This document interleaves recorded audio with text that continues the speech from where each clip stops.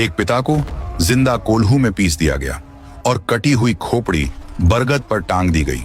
इसी अपमान का बदला लेने के लिए बुंदेलखंड की माटी से उठे दो महायोद्धा। यह दास्तान है आल्हा और उदल के उस खौफनाक प्रतिशोध की जिसने मौत को भी डरा दिया। इस वीडियो का हर पल आपके रोंगटे खड़े कर देगा, इसलिए भारत के इस असली इतिहास को मिस करने की गलती मत करना।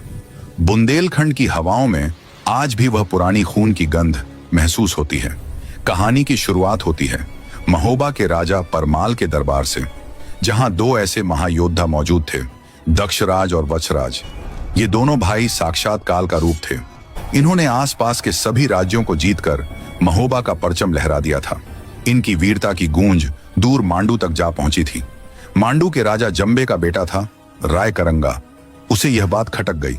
वह अपने 500 चुने हुए खूंखार सैनिकों को लेकर महोबा पर टूट पड़ा। रणभूमि में भयंकर युद्ध छिड़ गया। दक्षराज और वत्सराज ने अपनी तलवारों से ऐसा तांडव मचाया कि मांडू के सैनिकों के पैर उखड़ गए।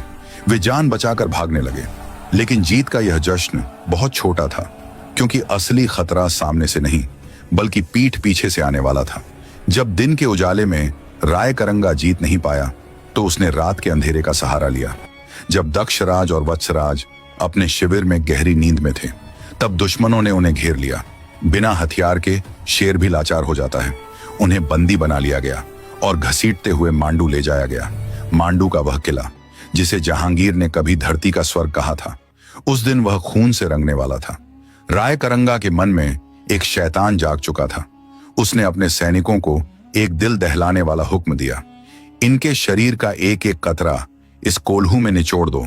वह विशाल कोल्हू जिसमें गन्ने या सरसों को पीसा जाता है, आज इंसानी मांस के लिए तैयार था। भारी पत्थरों के बीच उन वीरों को जिंदा डाल दिया गया। हड्डियों के छटकने की आवाजें मांडू की दीवारों से टकराईं। दक्षराज और वत्सराज को कोल्हू में पीस दिया गया, लेकिन रायकरंगा का प्रतिशोध अभी भी ठंडा नहीं हुआ था। उसने उनकी कटी हुई खोपड़ियों को मांडवगढ़ के एक विशाल बरगद के पेड़ पर टांग दिया, ताकि आने वाली पीढ़ियां याद रखें कि मांडू से दुश्मनी का अंजाम क्या होता है। उधर महोबा में सन्नाटा पसर गया। इसी मातम के बीच जन्म हुआ उन दो बच्चों का, जिन्हें आगे चलकर इतिहास बदलने वाला था, आल्हा और उदल। उदल का जन्म होते ही धरती 2.5 हाथ धंस गई थी, जो एक बड़े अपशकुन का संकेत था। लेकिन महोबा में एक बहुत अजीब बात थी। आल्हा और उदल बड़े होने लगे, मगर उन्हें किसी ने नहीं बताया कि उनके पिता कैसे मरे। उनकी परवरिश करने वाली मां और पूरा राज्य इस राज को सीने में दफन किए बैठा था। आखिर क्यों आल्हा और उदल से उनके पिता की दर्दनाक मौत को छुपाया गया? क्या होता अगर उदल को पता चल जाता कि उनके पिता की खोपड़ी आज भी उस बरगद पर लटक रही है? यह खामोशी एक बहुत बड़े तूफान के आने का संकेत थी। सच इसलिए छुपाया गया क्योंकि उदल कोई साधारण बालक नहीं था। उसके भीतर क्रोध का एक ऐसा ज्वार था जो किसी भी वक्त फट सकता था। अगर बचपन में ही उसे पता चल जाता कि उसके पिता की खोपड़ी दुश्मन के किले पर टंगी है, तो वह शायद अपनी जान गंवा बैठता।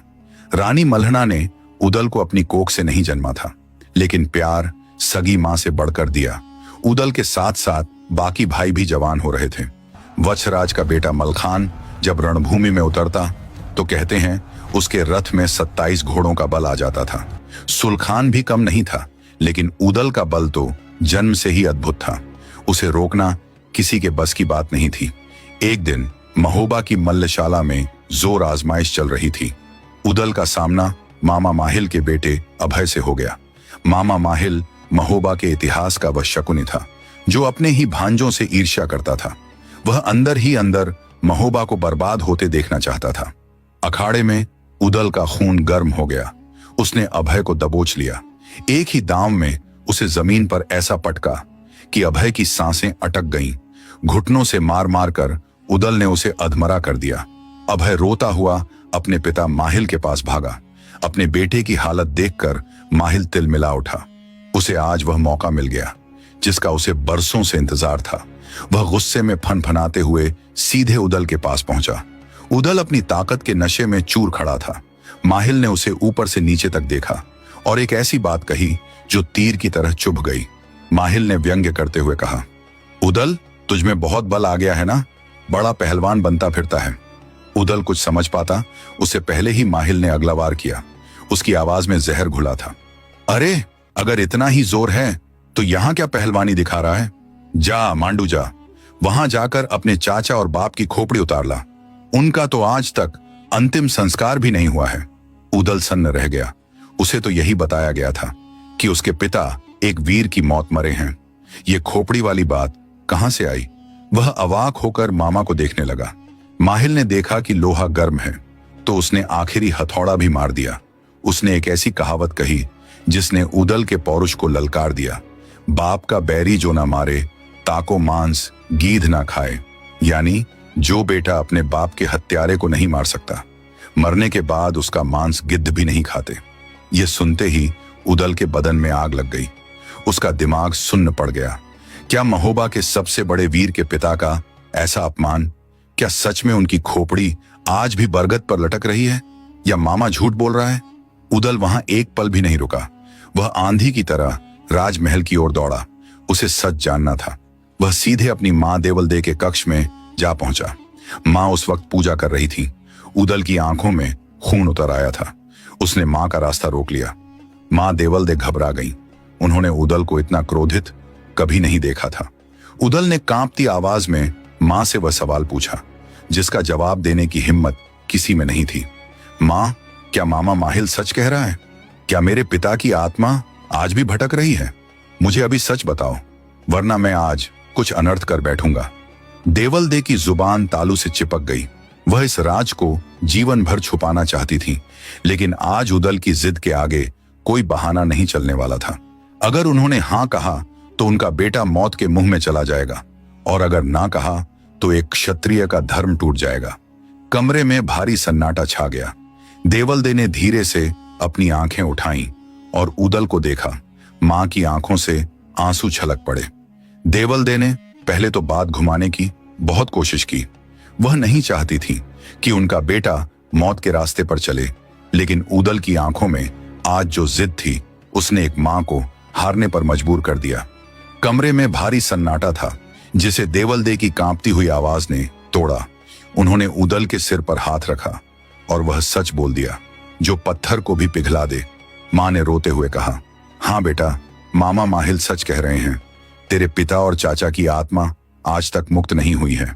मांडवगढ़ के उस शापित किले में एक पुराना बरगद का पेड़ है।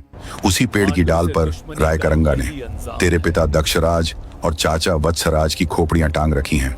उदल की मुट्ठियां भींच गईं, लेकिन मां की अगली बात ने उदल के दिल को छलनी कर दिया। देवल दे ने सिसकते हुए बताया, बेटा, लोग कहते हैं कि जब आधी रात होती है तो उस बरगद के पेड़ से रोने की आवाजें आती हैं। वे सूखी खोपड़ियां हवा में झूलते हुए पुकारती हैं। उदल ने तड़प कर पूछा, वे क्या कहती हैं मां? मां ने अपनी छाती पीटते हुए जवाब दिया, वे पुकारती हैं, कहां है आल्हा, कहां है मलखान, कहां है मेरा उदल?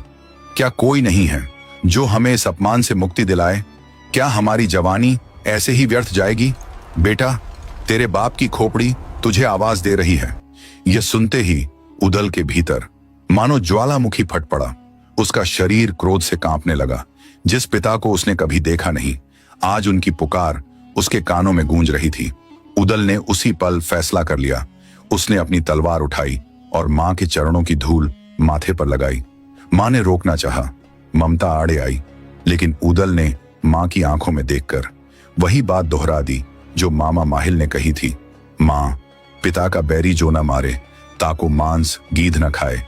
अगर मैंने उन खोपड़ियों को सम्मान से नहीं जलाया तो मेरा जीना बेकार है। अब उदल को रोकने वाला कोई नहीं था। वह आंधी की तरह कक्ष से बाहर निकला। उसका रुख अब सीधे महोबा की राजसभा की ओर था, जहां राजा परमाल बैठे थे। उसे अब युद्ध चाहिए था। उसे अब सिर्फ खून चाहिए था, राय करंगा का खून। उदल राजसभा के दरवाजे पर जा पहुंचा। लेकिन क्या एक राजा सिर्फ एक बालक की जिद पर इतना बड़ा युद्ध छेड़ेंगे? मांडू कोई छोटा मोटा राज्य नहीं था। वह एक अभेद्य किला था। अगर युद्ध हुआ तो महोबा की तबाही तय थी। उदल राजसभा का दरवाजा खोलता है और पूरी सभा सन्न रह जाती है। आखिर उदल ने भरी सभा में राजा से ऐसा क्या मांग लिया जिससे पूरे भारतवर्ष का इतिहास बदलने वाला था? क्या आल्हा और उदल अपने पिता की खोपड़ी ला पाएंगे या मांडू के कोल्हू में पीस दिए जाएंगे। ये तो बस शुरुआत थी उस महायुद्ध की, जिसकी गूंज आज 800 साल बाद भी सुनाई देती है। ये महायुद्ध अभी तो शुरू हुआ है।